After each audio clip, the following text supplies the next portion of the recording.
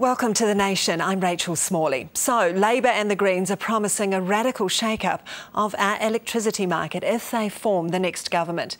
It was the party's first major joint announcement, although they weren't quite singing from the same hymn sheet. Each party has issued its own press release and has its own discussion document, with some differences between them. There are also a few differences between this week's electricity announcement and Labor's policy at the last election. Here's a clip of an interview with former leader Phil Goff on The Nation in November 2011.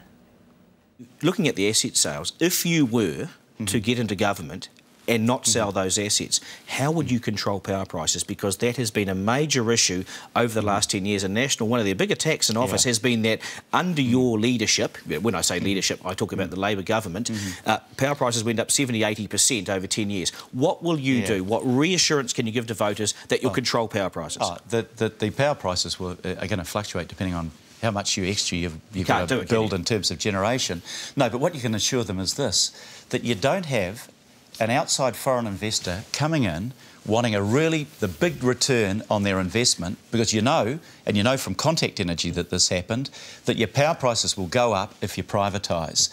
Contact Energy was charging $500 a year more for an average family of 4 than any of the SOEs. But you need the dividends, don't you? Because your comprehensive list of numbers is banking on the dividends going forward for the next few years. So if you control power prices, and say to New Zealanders, we'll make your power prices cheaper. Well, first of all, can you make power prices cheaper? Oh, I think... Yes or no? Yeah, I don't think power prices are going to go down, but you can control the rate at which they go up. So are you willing to take a lower dividend? I think that's part of the equation that you look at, and I said that a couple of years ago at a Labor Party conference. So you are committing to lower dividends? But no, let me make this point. What you've got is a situation where you can take a bigger dividend and you can give it back to the New Zealanders as a dividend that pays for your health, for your education and so on. Or you could take a more modest dividend and keep your power prices down. I'm going to ask you the question again, because it's really important.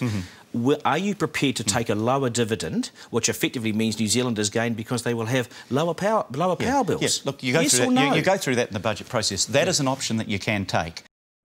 Phil Goff speaking on The Nation in the lead-up to the last election.